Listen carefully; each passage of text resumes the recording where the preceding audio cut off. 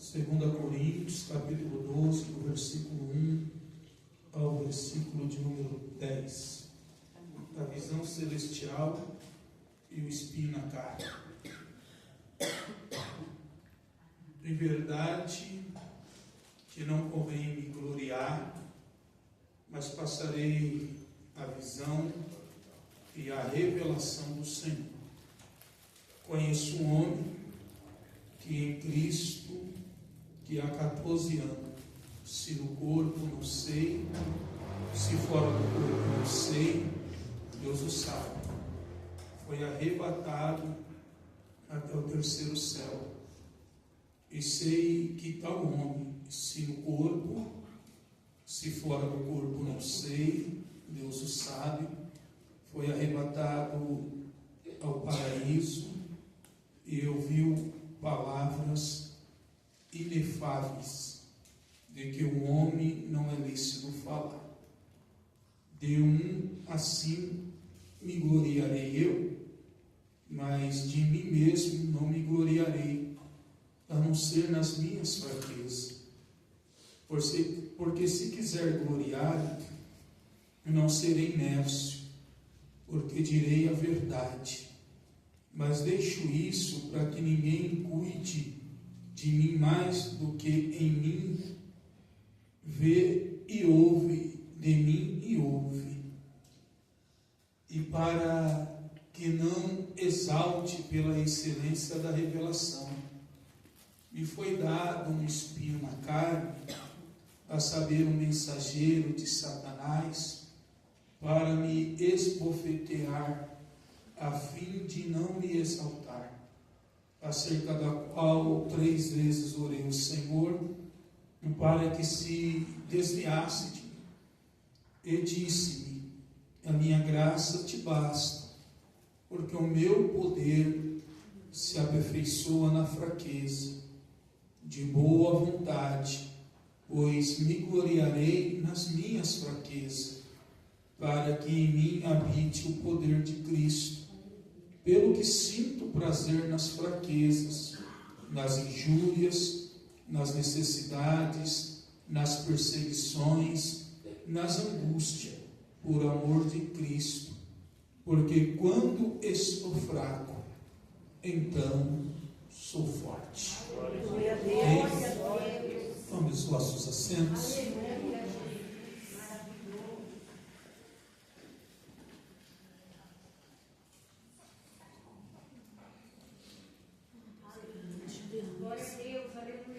Meus irmãos, o apóstolo Paulo, ele foi um homem escolhido com um grande propósito.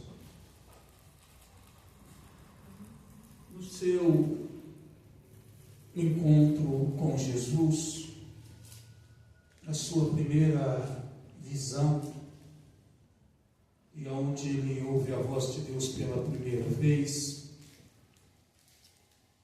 Deus diz que ele seria um vaso na mão do Senhor e que a ele estava colocado um propósito que era padecer pelo Evangelho de Cristo. Ele se torna um grande evangelista. O que o profeta Isaías foi no Velho Testamento, como profeta, como mensageiro de Deus, foi o maior profeta, Paulo ele vai ser no Novo Testamento.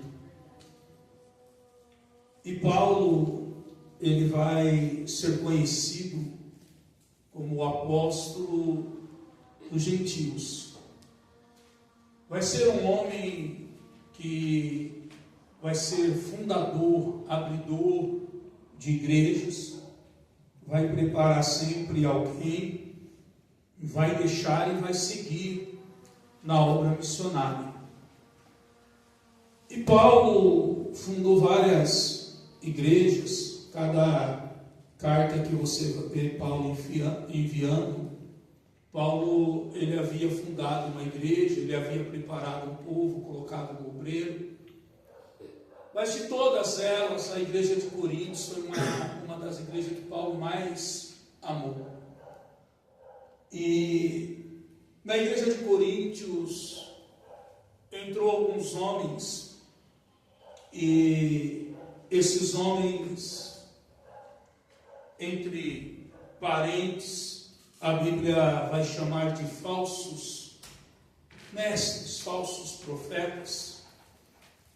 Eles começaram a implantar na igreja de Coríntios, de uma forma singela, rasteira, suave, mas querendo um linguajar, levantar uma lebre na cabeça dos irmãos, que como que Paulo poderia ser um apóstolo, Paulo poderia ter sido, se ele não andou com Cristo, porque todos os outros foi chamado pelo próprio Jesus. Paulo foi chamado por um encontro, mas através de uma visão, de uma revelação, e não Jesus fisicamente o chamando como chamou a Pedro. E eles também vai pôr em questão a vida espiritual de Paulo, porque eles vão bater no peito e vão dizer que eles tinham mais intimidade, mais comunhão, que eles tinham mais revelações da parte de Deus. Observe que Paulo, ele tem uma visão e tem 14 anos que ele está em silêncio.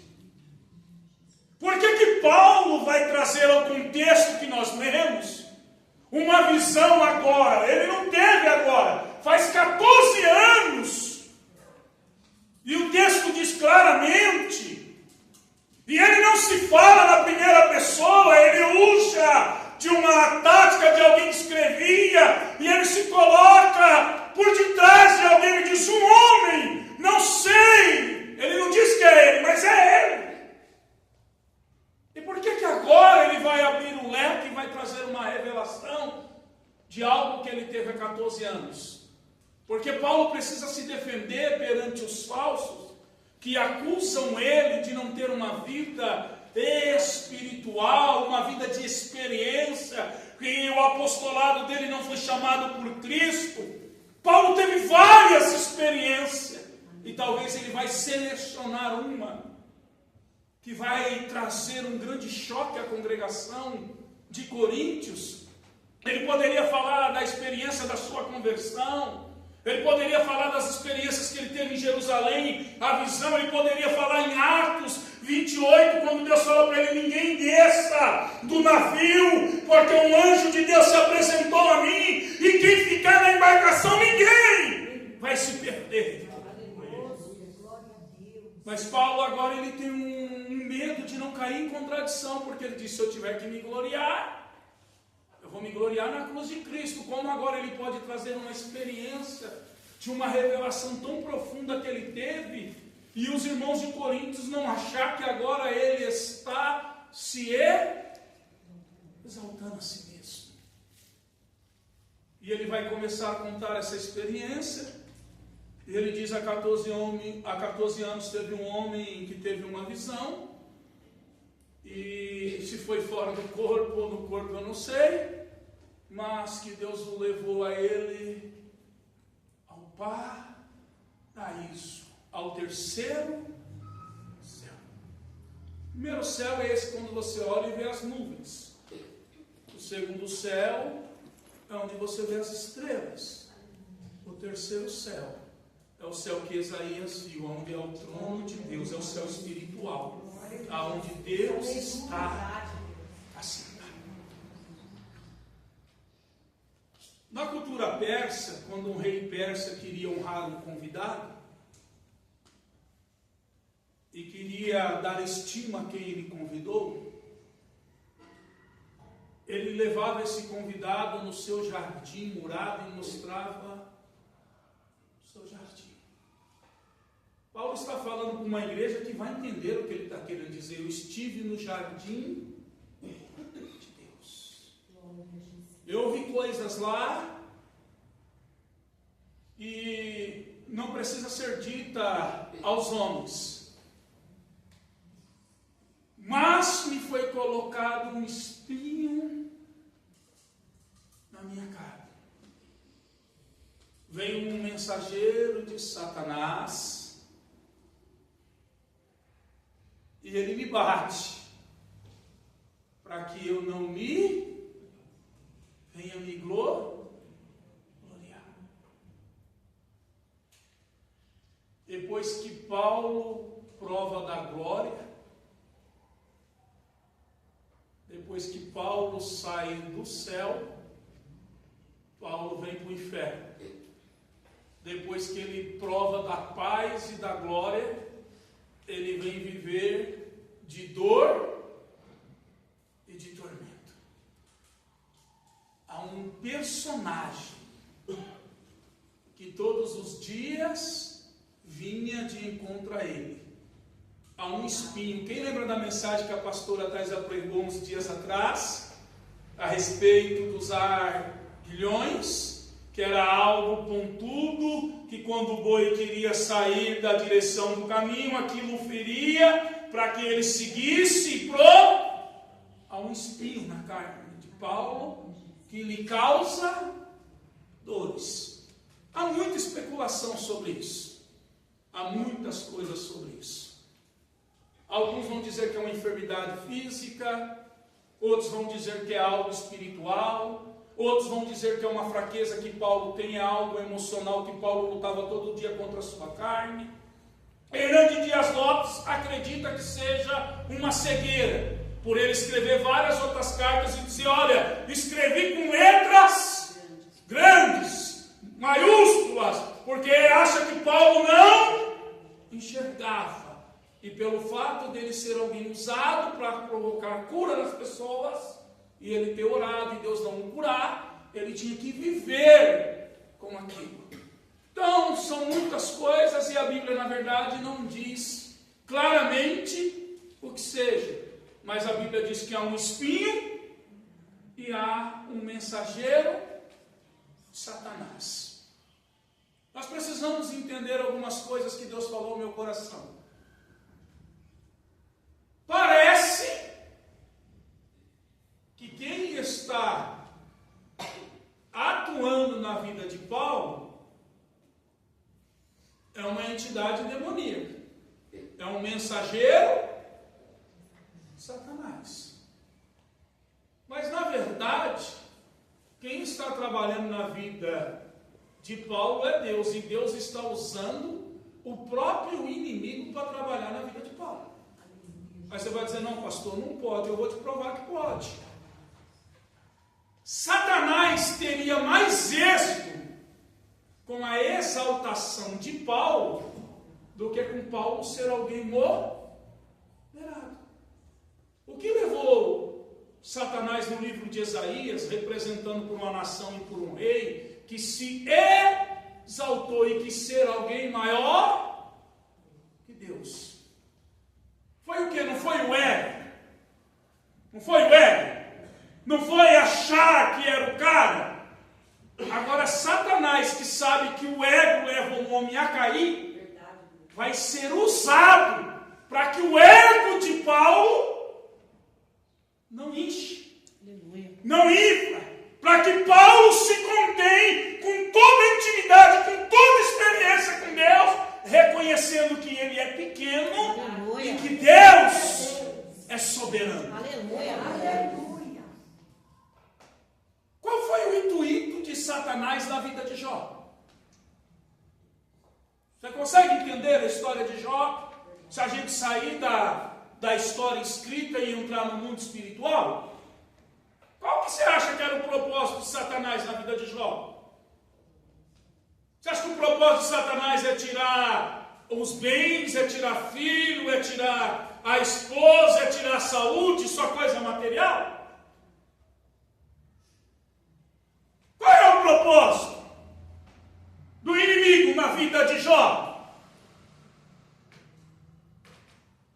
Ele vai falar claramente para Deus, ele só te adora porque o Senhor comprou a adoração dele. O Senhor cercou Jó de uma forma que nada do que a gente tenta fazer tem êxito contra ele. Satanás está dizendo assim, ó, tira o teu muro de proteção, tira a tua cerca, tira a tua mão, tira o teu cuidado, deixa eu tocar e tu vai conhecer quem é Jó.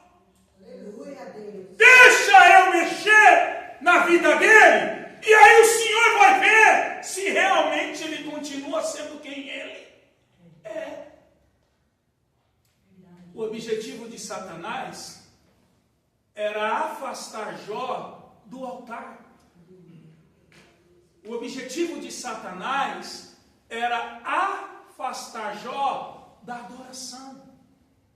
O objetivo do inimigo, com o sofrimento que causaria na vida de Jó, era que Jó viesse a blasfemar, negar a tua fé, que Jó viesse a abandonar a sua crença em Deus.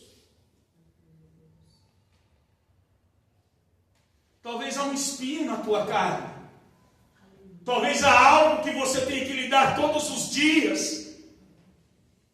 E você ora e Deus não te fala por que esse sofrimento. Porque tem coisa que Deus nos fala, tem coisa que Deus não vai falar. Tem coisa que Deus diz, isso é para isso. Tem coisa que Deus não vai explicar. Mas eu quero que você entenda uma coisa. Que enquanto Satanás achava que pelo sofrimento Jó se desviaria, quando você lê Jó capítulo 42, você vai entender que Satanás cooperou para Jó se aproximar mais de Deus, que Satanás cooperou para Jó conhecer a Deus de uma forma diferente. Jó, antes do sofrimento, era alguém que conhecia Deus artificialmente. Verdade, glória a Deus. Eu quero dizer para você que Deus às vezes usa o sofrimento para que a gente se achegue e conheça Ele com mais profundo. Glória a Deus.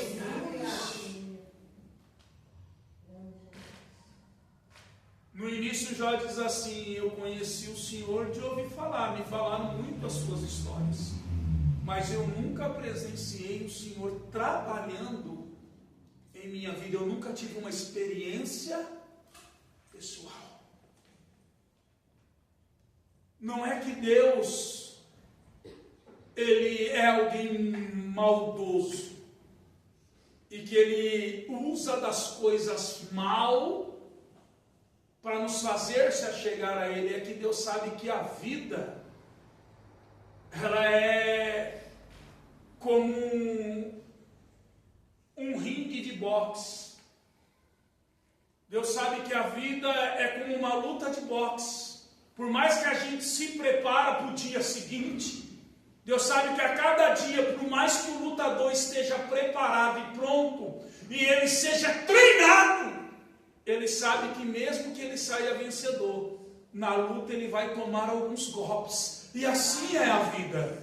A vida ela é bela de ser vivida justamente por isso, porque os desafios faz a vida ser incrível. Que seria de uma vida sem problema? Acordar de manhã, não tenho nada para fazer, nada para... O que seria? Seria algo sem sentido. Mas o que faz a gente ter desejo de viver é o desafio. Todos os dias que a vida ela espera para a gente enfrentar.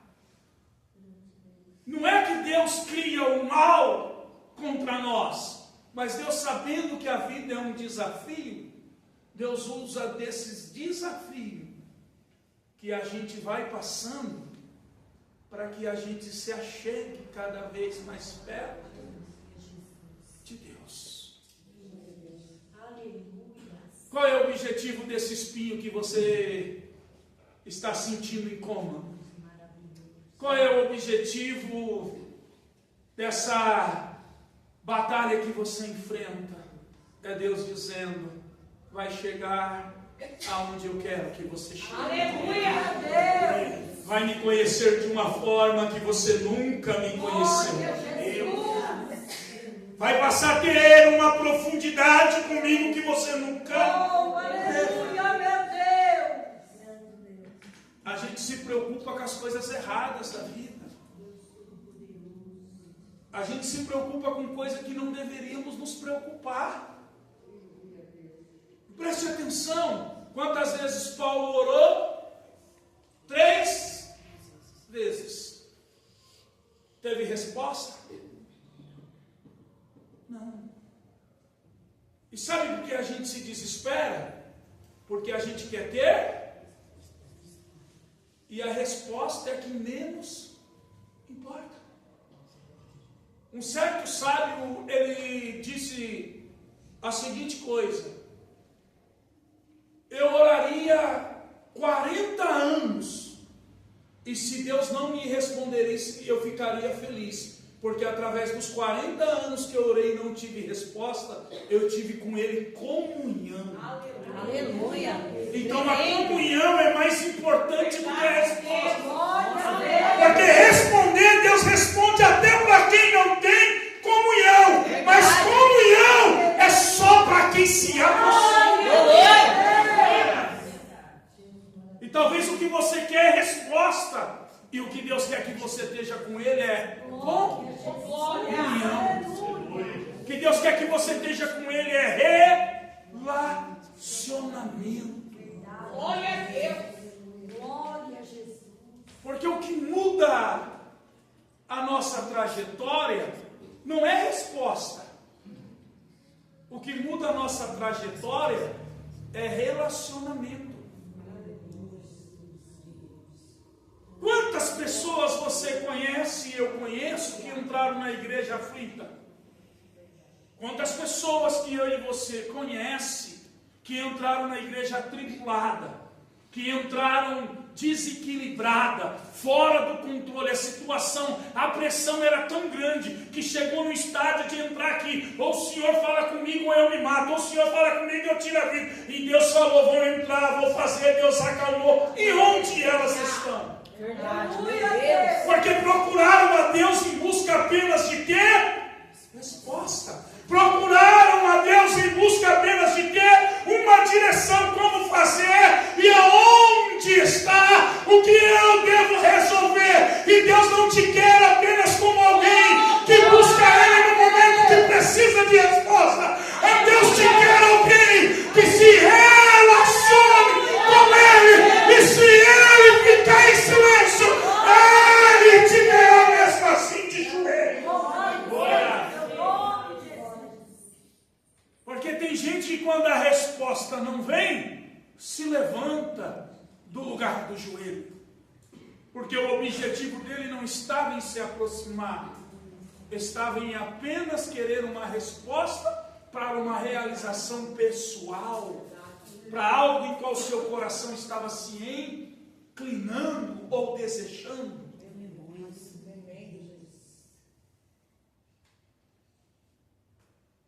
Jesus orou e falou, Pai, se possível, passa. Quantas vezes Jesus orou? Teve resposta? Não.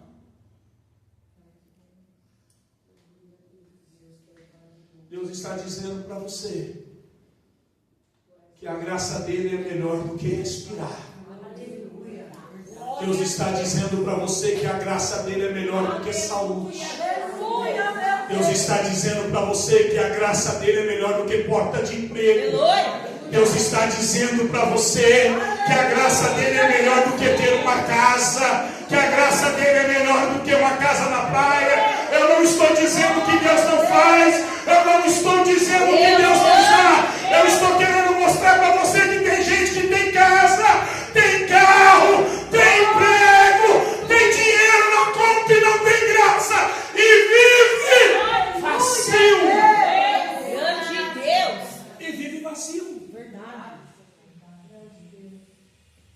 A graça de Deus é a melhor coisa que a gente pode ter na nossa vida. Eu quero cura, mas não vou te curar, mas vou te dar graça. Eu estava dizendo para Paulo assim, vou te dar condição para suportar o que está passando. É isso que é graça. É Deus nos dar condição para suportar o que estamos passando. Por isso que o texto diz: a minha graça, porque o meu poder se aperfeiçoa na sua. E qual era a fraqueza de Paulo? O espinho. Todas as vezes que algo lhe feria, e eu não sei de que forma esse espinho lhe machucava, Paulo lhe sentia pequeno. Paulo lhe sentia fraco. E todas as vezes que o homem se sente pequeno, todas as vezes que o homem se sente fraco, todas as vezes que um homem olha para si mesmo e diz: nada tenho, nada posso, nada faço, mas tu tens, tu pode, faz. Deus derrama graça. Deus derrama graça. Aleluia, meu Deus. O que Jesus ele disse? Eu fechei a porta da graça, da revelação, para os grandes, para os sábios, para os entendidos. Mas para os pequenininhos, Deus revela.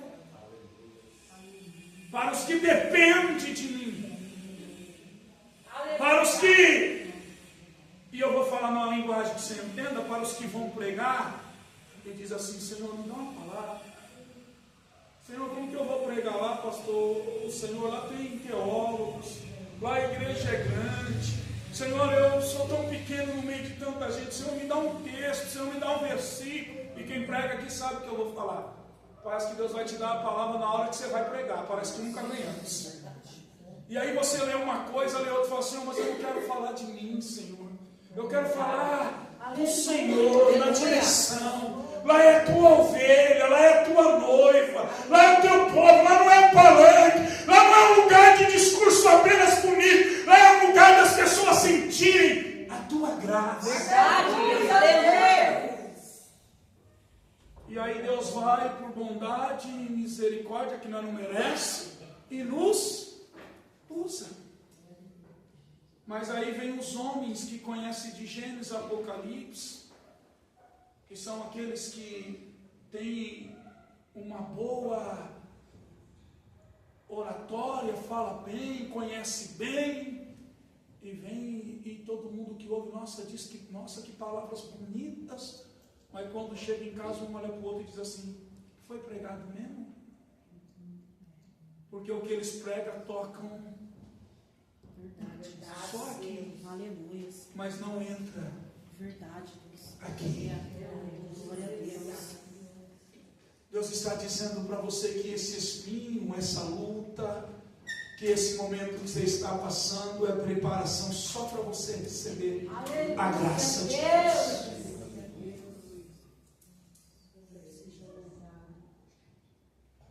Ele não é um grande apóstolo, ele não foi chamado por Jesus, ele não tem uma vida espiritual, ele não tem revelações. Aí Paulo vai dizer assim: olha, aonde Deus me levou, vocês nunca pensaram ainda como é lá, e o que eu ouvi, vocês nunca ouviram.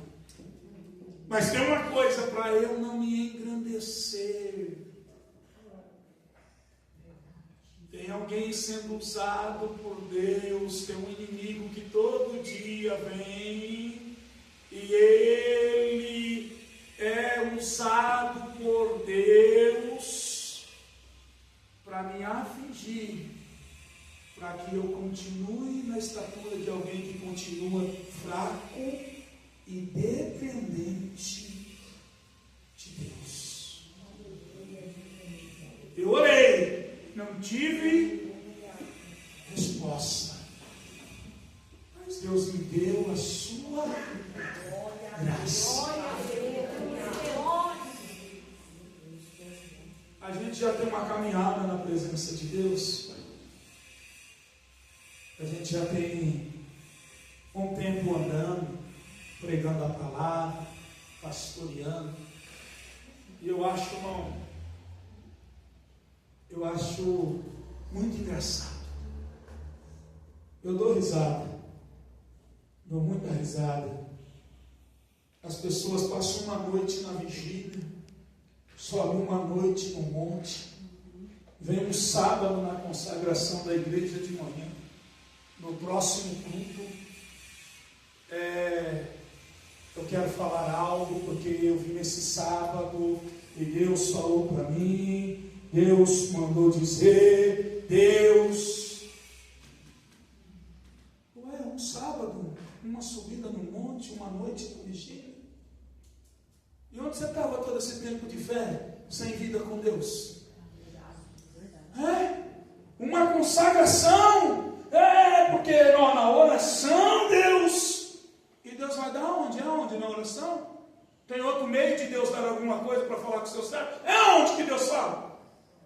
É onde que Deus se revela para nós? É onde que nós temos comunhão com Deus? Mas aí eles não têm peso de respeito. Que eu dou risada não é o fato de vir. Pode continuar indo uma noite na vigília, pode subir no monte, pode orar na madrugada. É que como não tem aquela coisa de dizer assim, ó, Deus me mostrou algo, pastor, eu tenho que usar que eu vim para a oração de manhã. Que é para alguém acreditar no peso que eu vim orar de manhã. Quem tem intimidade com Deus não diz eu jejuei de manhã e Deus revelou. Quem tem intimidade com Deus não diz na madrugada Deus falou. Eu não preciso usar aonde eu vou buscar Ele para ter peso que eu falo. Porque quando Deus fala e eu tenho certeza do lugar onde eu recebo, quem recebe sente e não precisa de justificação de quem Aleluia. Você não vai ver Paulo aqui se justificando, dizendo, eu subi lá no monte, eu fui lá na oração, eu fui na tarde da bênção. Ele vai dizer, se foi fora do corpo eu não sei, mas ele me levou e me mostrou. Paulo está querendo dizer para esses que acham que basta um culto. E eu não estou dizendo para você que veio a primeira vez na consagração de sábado, não. Para você parar, continue a vir. Eu quero mostrar para você que a vida espiritual não é simplesmente um culto. Eu quero mostrar para você que a vida espiritual não é simplesmente uma subida de monte, não é simplesmente para uma chácara no retiro, é de 3 dias. A vida espiritual tem que ser algo contínuo. A vida espiritual tem que ser algo diário. Quantos que você conhece que ficou 3 dias no retiro e veio nos contando que coisa maravilhosa, que coisa tremenda, Deus fez, Deus arrebatou, Deus no meio do ano, você olha para ele e diz, como você está agora? Preciso ir em outro retiro de novo. Vai ficar vivendo de retiro? Preciso de... Está de novo morto. Tremendo, Jesus. Deus está te convidando.